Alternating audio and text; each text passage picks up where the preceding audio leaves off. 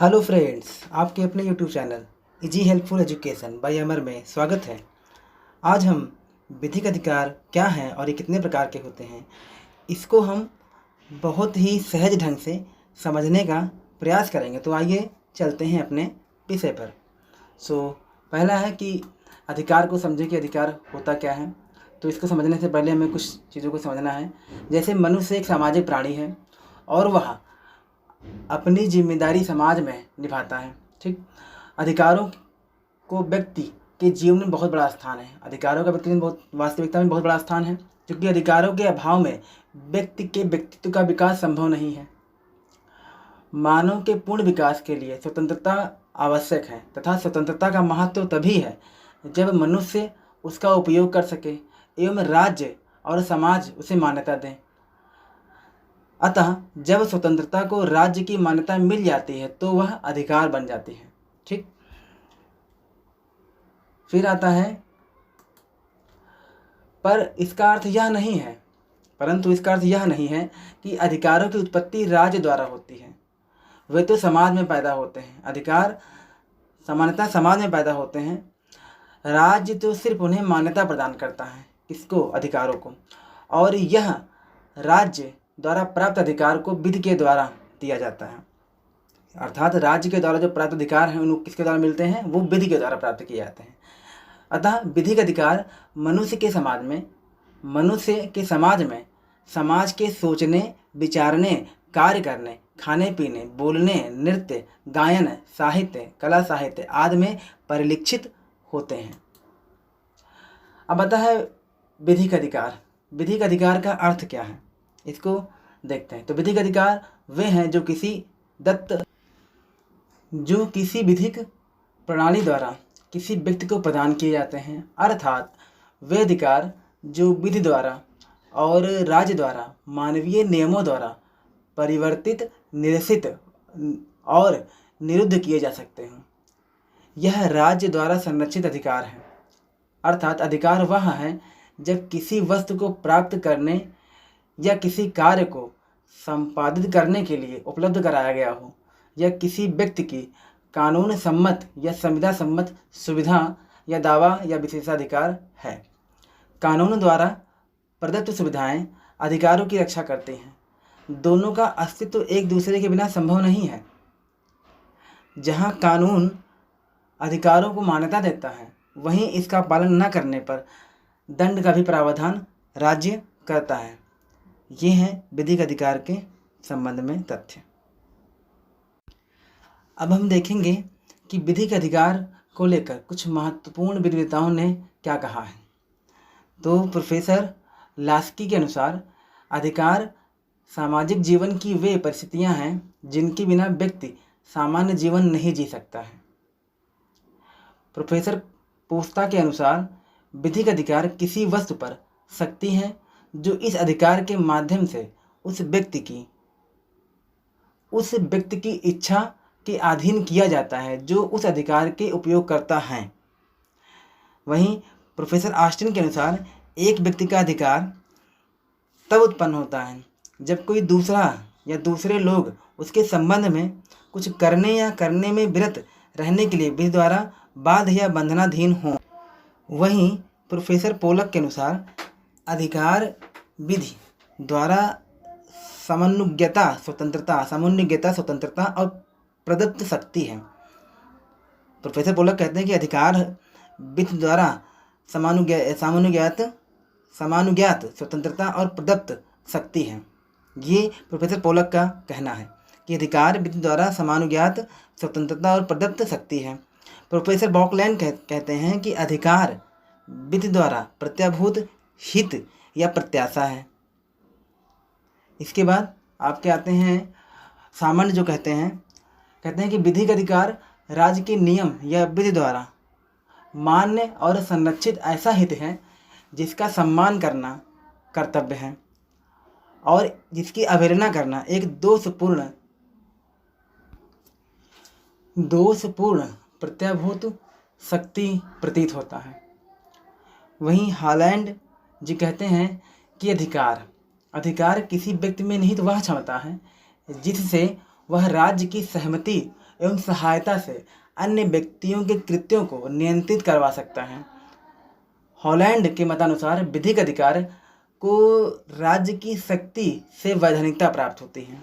वहीं professor Greg कहते हैं कि विधिक अधिकार एक ऐसी शक्ति है जिसके द्वारा कोई व्यक्ति किसी अन्य व्यक्ति या व्यक्तियों को स्वयं कार्य करने या करने के उपरांत रहने के लिए वैधानिक कर्तव्य द्वारा बाध्य किया जाता है। अब आते हैं विधिक अधिकार के कुछ आवश्यक तत्व या essential elements of legal right. तो फर्स्ट है अधिकार का धारणकर्ता। इसमें विधिक अधिकार किसी व्यक्ति में निहित होता है। ऐसे व्यक्ति को संदर्भानुसार अधिकार का स्वामी या उसका कर्ता अथवा हकदार व्यक्ति कहा जाता है। बिना व्यक्ति के अधिकार का अस्तित्व नहीं हो सकता।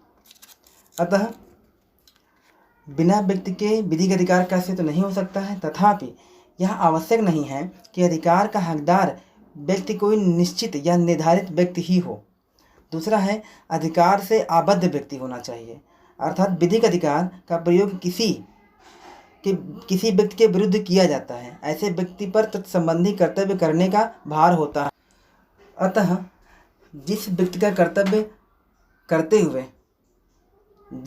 कर्तव्य करते हुए अधिकार का भार वहन करना पड़ता है उसे कर्तव्यकर्ता या अधिकार से आबद्ध व्यक्ति कहते हैं। वहीं तीसरा आवश्यक तत्व है अधिकार की अंतर्वस्तु। इसमें विधिक अधिकार आबद्ध व्यक्ति को हकदार व्यक्ति के पक्ष में कोई कार्य करने या न करने के लिए बाध्य करता है। इस प्रकार कार्य या कार्यलोप को अधिकार की अंतर्वस्तु कहा जाता है। फिर चौथा एलिमेंट है अधिकार की विषय वस्तु।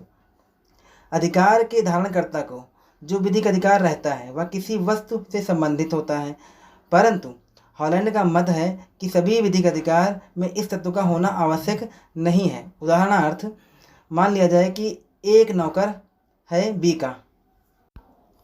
ऐसे में ए अधिकार का धारण करता है तथा बी उसका अधिकार से बाध्य व्यक्ति है।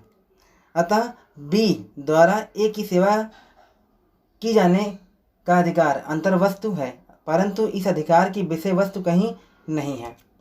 पांचवा है अधिकार का स्वात्व या हक।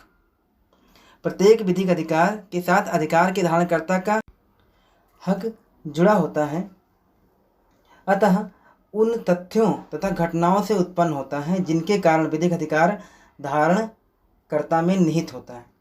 अब आता है विधिक अधिकार का वर्गीकरण।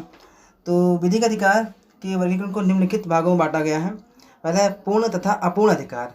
पूर्ण अधिकार उसे कहते हैं जिसमें हस्तक्षेप या उल्लंघन किए जाने पर न्यायालय में सफलतापूर्वक वाद संस्थित किया जा सकता है, जबकि अपूर्ण अधिकार वह होता है जिसे विधि के अंतर्गत मान्यता तो प्राप्त होती है परंतु विधि द्वारा उसे परिवर्तित नहीं कराया जा सकता है। पूर्ण अधिकार विधि द्वारा मान्य तथा परिवर्तनीय होता है, किंतु अपूर्ण अधिकार विधि द्वारा केवल मान्य होता है परंतु परिवर्तनीय नहीं होता है। अपूर्ण अधिकार के परिवर्तन के लिए न्यायालय में वाद संस्थित नहीं किया सकता, मतलब वाद नहीं लाया जा सकता है। वहीं दूसरा है सकारात्मक और नकारात्मक अधिकार। सकारात्मक और नकारात्मक अधिकार समरूप हैं। यह ऐसा अधिकार है जिसके ऊपर कर्तव्य आरोपित होता है।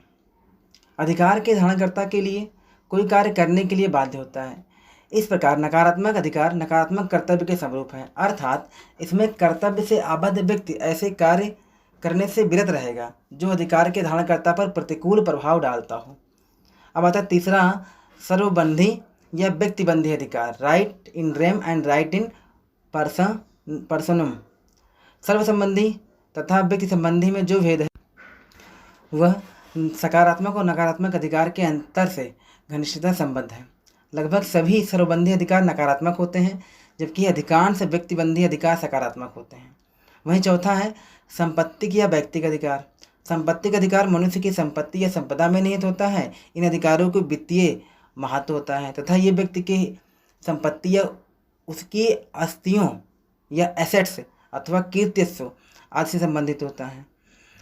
परंतु मनुष्य के व्यक्तिगत अधिकार का संबंध व्यक्ति प्रतिष्ठा या हैसियत से होता है। ऐसे अधिकार व्यक्ति की मृत्यु के पश्चात पूर्णतः समाप्त हो जाते हैं।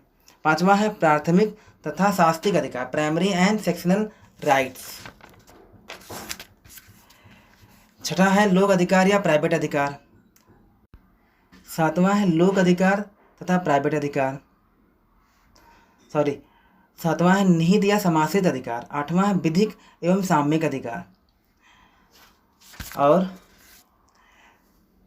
विधिक अधिकार और नैतिक, प्राकृतिक और मानव अधिकारों में अंतर, दोनों के स्रोतों में अंतर है। बेंथम कहते हैं कि अधिकार विधि की संतान है। प्राकृतिक अधिकार एक ऐसी औलाद है जिसका कोई भी पिता नहीं रहा है। बेंथम ने प्राकृतिक विधि और प्राकृतिक अधिकारों को 2 प्रकार के मिथक रूपक माना है, जिनका विधायन की पुस्तक में प्रमुख स्थान होता है। वे प्राकृतिक अधिकार के विचार को बकवास मानते हैं। उचित कहे जाने वाले अधिकार को उचित कही जाने वाली विधि से उत्पन्न होते हैं। अब हमारे द्वारा दी गई जानकारी आपको अच्छी लगी हो तो हमारे चैनल को लाइक, सब्सक्राइब और शेयर कीजिए, जिससे कि और वीडियो बनाने में मैं प्रोत्साहित हो सकूं। जय हिंद, जय भारत।